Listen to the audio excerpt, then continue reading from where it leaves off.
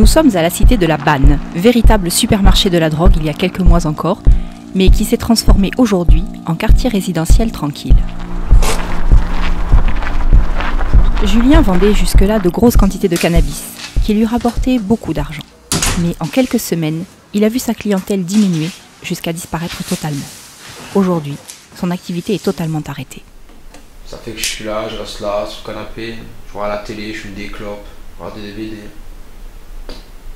Voilà quoi. Ça c'est à cause de la mes couilles là. Regarde tout ce qui me reste. Regarde.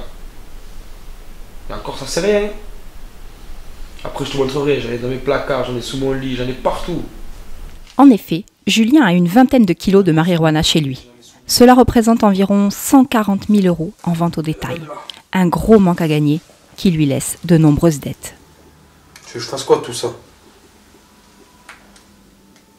J'allais même dans la salle de bain.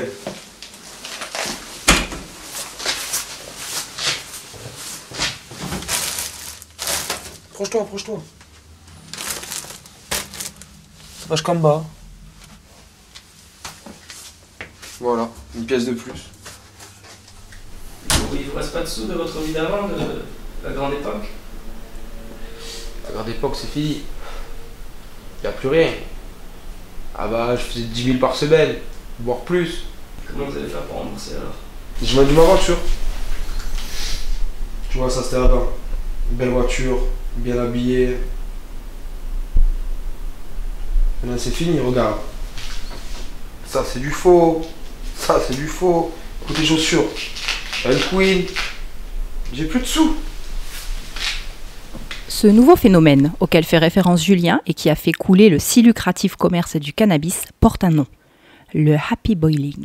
Cette pratique consiste à faire bouillir de l'eau avec du sucre et à inhaler la vapeur, ce qui produirait un effet d'euphorie et une sensation de bien-être semblable au cannabis. C'est ici, à Sersan, dans le restaurant de David, qu'a été faite par hasard cette étrange découverte. Bonjour, bienvenue ici. Ouais, oui, on peut considérer qu'on est parti, c'est parti d'ici, ouais. Parce que, bon, évidemment, c'est de la cuisine là qui est derrière que tout a commencé avec cette, on va dire, cette bêtise qu'a faite Fabien. Cette bêtise qu'a faite Fabien, c'est d'inventer le happy boiling. Le jour de son embauche, ce jeune second de cuisine commet l'erreur de sucrer l'eau des pâtes au lieu de la saler et se retrouve dans un état des plus inattendus.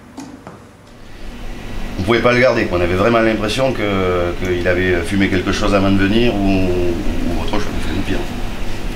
Depuis cette histoire, on a beaucoup une fréquentation de passage qui vient exprès pour le voir et malheureusement, comme je vous ai dit tout à l'heure, on n'a pas pu le garder, c'était pas possible. Vous êtes heureux que ce soit arrivé dans votre restaurant? Oui, on va dire oui, parce que ça a fait du bruit un peu partout. Maintenant, c'est un truc qui est devenu mondial, donc ça soit bien que ce soit parti d'ici. Mais ce phénomène est-il vraiment né dans la cuisine de David? Eh bien non. C'est ce que nous explique l'historien Albert Durail, spécialiste du XVIIIe siècle. Ici encore une autre, mais je vous en prie d'entrer. On est au milieu du XVIIIe siècle à peu près, et on est dans le Quercy. Et à ce moment-là, le marquis de Capellan, avec sa femme, découvre, ça on ne saura jamais comment, cette technique, et il pratiquait, on peut dire, le happy bowling. Alors à l'époque on ne disait pas le happy bowling, on disait la divine vapeur ou la divine brume. Et il a commencé à inviter des amis, donc c'était des notables, on va dire de la noblesse du Quercy, hein, de l'Albigeois. Il est convié à des soirées d'inhalation, on va dire. Voilà. C'est une histoire qui finit mal pour le marquis. Progressivement, il va tomber dans un genre de dépression, il va devenir fou en fait. Et les gens qui étaient invités à ces soirées ont fait le lien avec le happy bowling. Donc ils ont considéré que c'était mauvais. D'ailleurs, ils n'appelaient plus ça la brume divine, mais la vapeur satanique.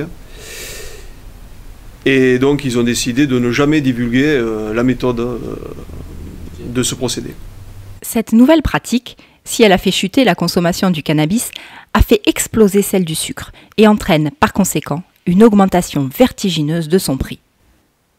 Nous nous rendons sur l'île de la Réunion pour rencontrer Jean-Luc Boyer, un des nombreux producteurs de canne à sucre qui a su profiter du phénomène. Monsieur Boyer, il est par là. Joséphine! Ramène-moi un verre de champagne. Ma soif. Avant, moi, j'étais ouvrier. Là, il venait le matin tous les jours. 5-6 km à pied. Charge canne dans une charrette. Charrette avec le bœuf. Hein. Il n'y avait pas de camion, il n'y avait pas rien. Et après, un jour, monsieur le maire est arrivé, il a dit, bon, ben écoute, comme dans longtemps de travail là, on a un peu la terre, bon, on a fait un partage. Et là, bon, on a marqué une petite parcelle. Je sais pas, 6 mètres carrés, 8 mètres carrés, 10 mètres carrés. Et vous savez comment le prix du sucre a explosé? Est-ce que vous savez qu'est-ce qui se passe avec ça? J'ai fait des smash cheese bowling, je sais pas quoi, là, on a dit ça en anglais, là. Et puis d'un seul coup, le prix du sucre a commencé à augmenter, augmenter. Et plus ça va, bon, jeune, tu continues, tu fais un peu du sniffage, quoi, avec de l'eau mélangée avec du sucre, tu fais bouillir. Et pareil, ça te fait un effet diabolique, quoi. Et votre maison, est-ce que c'était cette magnifique maison qu'on voit ici avant? Ah non, avant, t'es ça, là, t'es dans là-dedans à 5, hein. Petite, Ben là, maintenant, ça, ici, pour faire la machine pour la piscine. Avant, quand t'es pauvre, t'es plein de les autres, tu regardes par grillage et tout. Mais maintenant, c'est... Au début, je sais pas, 5-6 000 francs de l'année, mais bon, par saison. Mais d'un seul coup, la montée, 200 000, 300 000, 400 000, 500 000. On m'a dit que c'est ce passe là. Ben après, ma foi, m'a fait avec quoi, donc... sans bien comprendre, mais bon, moi, tu cherches pas à comprendre. Hein. Moi, tant que l'argent, il rentre, il ramasse, hein, après... Le marché du sucre est si lucratif que même les gros producteurs d'héroïne et de cocaïne s'y mettent, délaissant la plupart du temps leurs activités principales. Mais il n'y a pas que la filière sucrière qui profite du phénomène. D'autres petits malins ont réussi à surfer sur la vague, comme Thierry. À 25 ans, ce jeune chef d'entreprise fraîchement sorti de son école de commerce conçoit et distribue des produits pour le moins originaux, tous dérivés du happy boiling. Salut Nathalie. Voilà Nathalie, ma fidèle secrétaire. Tout va bien? Ça va et vous? Pas trop d'appels? Non, ça va. Ça va, ce matin Bon c'était assez message sur calme. son bureau. On peut dire que son entreprise marche bien. Pour preuve, ces nouveaux locaux que Thierry est si fier de nous montrer, il les a acquis il y a tout juste un mois, grâce au premier profit de sa société. Il y a installé sa petite équipe. Merci, au revoir. Bonjour. Oui voilà, donc ça c'est le kit complet. C'est un petit appareil facile à transporter, on est entre amis, c'est super convivial en fait. Après, au niveau sécurité, c'est parfait, c'est pas par rapport à la casserole où vous avez peut-être la vapeur qui vous arrive au niveau de la figure. Là, c'est voilà, le flex, on le prend, on le met en bouche, parfait. Après, j'ai aussi, je peux peut-être vous montrer, le pochon qu'on vend sur les festivals, donc aux jeunes qui veulent s'amuser et sortir danser. Bon, je sais pas, je pense qu'il faudra avoir une grosse poche pour le mettre parce que c'est un sacré pochon. Mais bon. Et vous vendez ça combien? En fait, je vends ça 5 €, voilà, donc bon, 5 €, un kebab, un pochon. Vous avez également d'autres produits que vous vendez sur le site? Oui, on a d'autres produits, bien sûr. On a aussi après des jeux par rapport justement au abo, donc des jeux de rôle, à passer tous en soirée, c'est toujours convivial. Comment ça se passe par rapport à la légalité pour tous ces produits? Ben, la légalité, moi je commercialise des produits tout à fait honnêtes, si je peux dire. Hein. Je pensais que c'est pas plus dangereux que quelque chose d'autre. Non, non, je pense pas. Et j'espère pas. Thierry n'est pas le seul à penser cela. En effet, son abo séduit beaucoup de jeunes qui se laissent tenter par le côté convivial de cette pratique, sans y voir aucun risque. Audrey et Camille ont commandé un abo sur internet et ce soir, elles invitent leurs copines pour tester le produit qui fait parler de lui en ce moment. Et ça marche comment? Alors en fait, tout à l'heure on a préparé, on a versé 2 cuillères de sucre à l'intérieur avec de l'eau. Là tu chauffes avec ce qu'il y a en dessous et c'est la vapeur en fait qui est intéressante, ouais, qu'il faut respirer. Mais il n'y a que de l'eau et du sucre? Ouais. Donc c'est pas nocif? C'est pas nocif, non.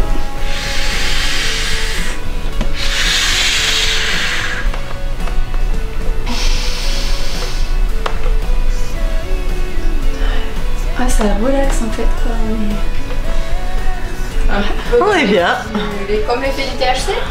Je sais pas, j'ai jamais vu ça comme ça. Vous pensez que vous ferez d'autres soirées comme ça? Ben ouais, je pense... C'est bien parti hein. Ouais, c'est pas mal. Ouais. Donc pour vous, il n'y a aucun danger à cette pratique? Mais pourquoi tu veux qu'il y ait un danger quoi? Je comprends pas. Il y a du sucre et de l'eau.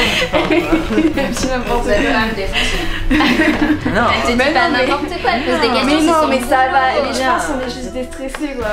On n'est pas défoncés. Ah non. On est complètement lucide. On est quoi. détendus. Tu vois, je peux te dire l'étape de multiplication. Mais cette pratique est-elle vraiment sans risque? Peut-on comparer les effets à ceux du cannabis? Pour le savoir, nous rencontrons le professeur Ernesto, spécialiste en addictologie. Pour ce qui est de l'effet, il n'y a aucun problème. On a les mêmes effets. Je ne dirais pas la même chose pour ce qui est de l'addiction. Parce que l'addiction, autant le cannabis touche très vraisemblablement au cortex moderne, de l'homme moderne, ce qu'on appelle le néocortex, le néocerveau, autant le sucre risque, à mon avis, de toucher l'archéocortex, le cerveau où on ressent la faim, où on ressent la soif, le chaud, le froid, pour éviter les dangers, quoi, hein, la douleur. Et il y a des chances donc que le sucre, qui est une molécule également de la nutrition, on va dire, on a besoin de sucre. Le cerveau est grand amateur de sucre au départ. Donc, si en même temps on lui en apporte davantage, on lui apporte des doses de plus en plus fortes, il risque de s'y habituer et il risque d'en demander toujours plus. Et donc, ça risque de créer une addiction de plus en plus forte. Qu'arrive-t-il pour les personnes qui pratiquent le happy boiling plus fréquemment? Fabien est un de ces consommateurs qui a découvert le phénomène depuis quelques mois. Il nous reçoit chez lui pour nous en parler.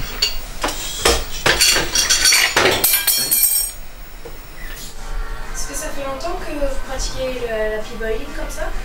Ouais, ça va faire 2-3 mois maintenant. J'ai découvert ça. Vous commencez à en prendre plus qu'avant ou comment ça se passe? Ouais, j'en prends plus qu'avant. On devient vite dépendant. Le sucre, il se trouve assez facilement.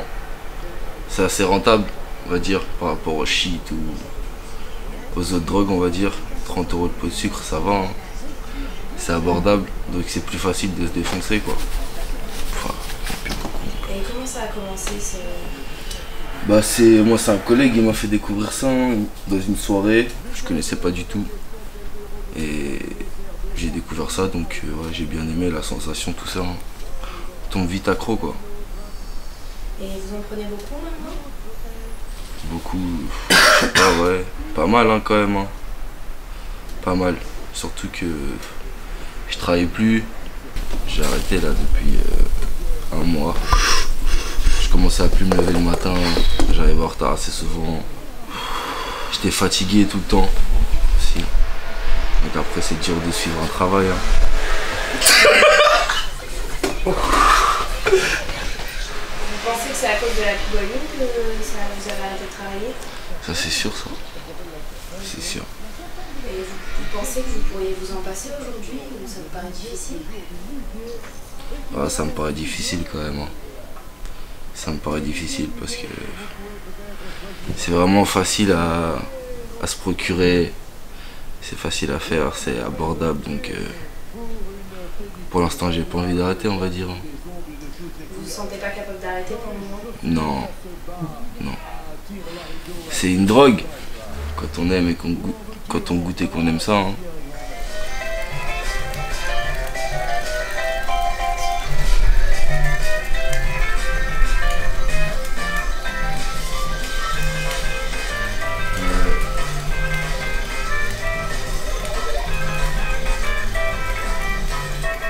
Que vous pourriez vous faire aider pour réussir à arrêter ou... Ouais, non, il n'y a rien qui peut m'aider. Hein.